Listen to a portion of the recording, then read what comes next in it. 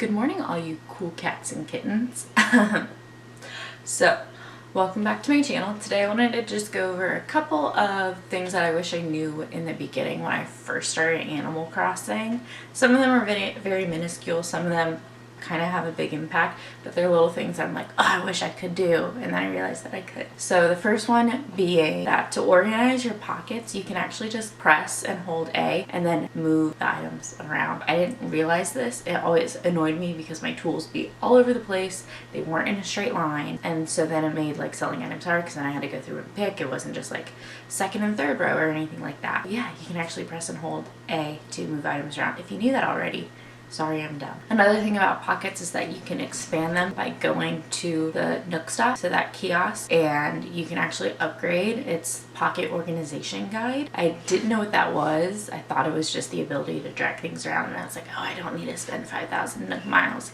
And then I realized that was how to make your pockets bigger. And you can actually extend it and make it 3 full rows once you fully upgrade the resident services. Another tip in the beginning, keep those clams that you find. I was like, oh, I don't really need fish bait, it's not that big of a deal.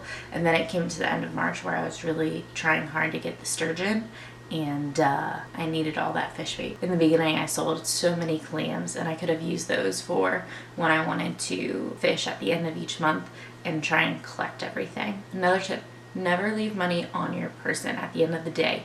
Either deposit it in the bank or take advantage of making money trees. So the way you make money trees is whenever you're running around and you see that gold light shining from the ground, you'll dig it up and it'll be like 1,000 bells.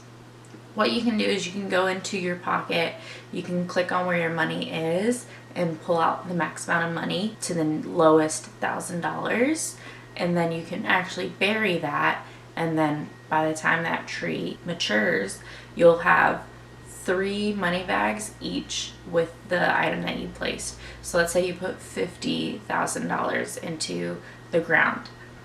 When it grows up, you'll get 3 bags of 50, so you just made 150K. So you're able to triple your profits by doing so. And it's super easy. You don't have to do anything. You just dig up that 1,000, put in however much you want, and there you go. A lot of times I'll try and keep over 99,000 in the bank, so that way if I do get the option to do a money tree, I can then put the $99,000 in. But you know, even like 30, 50, 60K is better than nothing, because you're just gonna see that money come back. If you've already done the money trees and you still have a lot of money on you, if you can't pay the loan full off, I just tend to put the money into the bank, just because you can eventually make interest on that. So then you're making money for just holding on to it.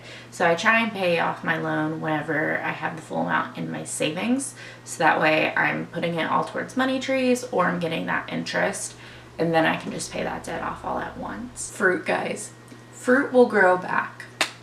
I did not know this at all. I remember I took my oranges off the trees and like 2 days later there's still no fruit, and so I was like, oh crap, I'm gonna have to chop these down, replant them. This was such a waste of a couple days. And if you haven't played yet, the first couple days is kind of like the most important, because that's where you're doing little side jobs and you're building your town up, so that way you can actually do more things later on. And I needed oranges for crafting, and so I was like, crap. So I planted all these oranges and I did them 1 space apart, not knowing they weren't gonna grow. So that's another tip. If you are planting any type of trees, like fruit trees, cedars, saplings, that kind of stuff, you don't want them to be 1 space apart. They have to be at least 2 full spaces in between them before they will actually grow. So then I wasted like 2 days because they weren't growing, because I only did them a space apart. And so I wasted like 4 to 5 days because I had no idea that fruit will grow back in 3 days.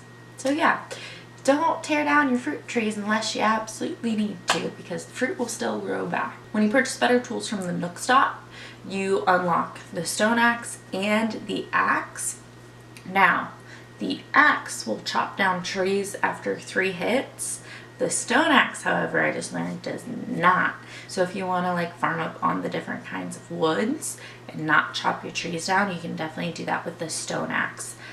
I didn't realize that until a couple days ago. So I hope that tip helped you guys. This one might seem super easy. Maybe I didn't read things. I probably didn't read things. I probably went over in the beginning. I just got so used to seeing the items in nooks, crannies, that I didn't realize that there was a storage in the back. There's a little cabinet back there, guys, that will have all the tools that you can purchase with regular cash, or you can buy the slingshot recipe. I had no idea. I was waiting. I was like, when am I going to get the slingshot? I've unlocked the ladder. I've unlocked the vaulting pole. What's going on? You can get the slingshot from Nook's Cranny. You can purchase it. Don't be like me. I purchased it. Further down below, there's the slingshot recipe, so then you can actually just make it yourself and you don't have to pay any money for it. And that's where you can also find flowers, so that way you can actually plant gardens. I was struggling to get flowers at Mystery Islands, and then I realized, oh, there's some in Nook's Cranny. And you can find different wallpapers and flooring there as well. If you're like me, I'm a hoarder, so that's like the best place for me to go. This is another tip that I put in Tips for Beginners. I'll link that video right up here. Complete everything that you can for your residents in that same day. So like if Tom Nook is like, hey, we need items for this building, try and get all those items today, because then it'll take tomorrow for that building to actually be made, and then you're good to go. If you only get half items today and then you get the other half tomorrow, then you're gonna have to wait till that third day till that building is created. So try if you can. Another tip is gonna be using those mystery islands to your advantage, so get the most of it. Do you need those flowers? Do you need that fruit?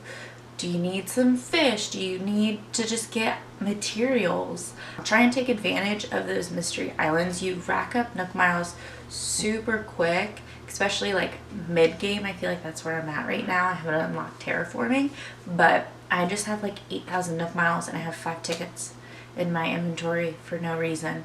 But definitely take advantage of those islands. You can get some really good islands like Tarantula Island. I got that. You're gonna be getting really good with catching tarantulas. And there's also a rare fish island. I haven't found it yet. Definitely take advantage of those. Another thing, if you want to catch like tarantulas, mantis, like anything like that that tends to run away, hold your A button while you're holding onto the net and you'll actually do like a little sneak attack. I had no idea until I figured that out with Tarantula Island, and I was like, oh my gosh, here it is, we're good, I can catch as many tarantulas as need be. What happens with tarantulas is if you get close, they'll raise up. So when you're doing this sneak, you stop and then they'll come back down. And then you continue to sneak, so you keep holding A the entire time, they'll come up, you wait, they come back down. You keep holding A again the entire time. When you stop, you don't release A, because then your net's gonna go and then he's gonna attack you. But that's how you end up catching tarantulas. It is a great technique. And then one last thing, I'm not the best right now at cross-pollinating and cross-breeding flowers, but what you want to do is have them touch, whether it's diagonally or next to each other, and then make sure there is a space around them so that way the new flower can grow. I ended up pulling all my roses down from all the cliffs and that kind of stuff. I ended up having a black rose be made from it, and it's so cute. I'm so happy from it. But if you guys wanted to know how you cross-pollinate, because I had no idea myself, is you just have the different colors touching. It can even be same colors will cross-pollinate and potentially make a rare one.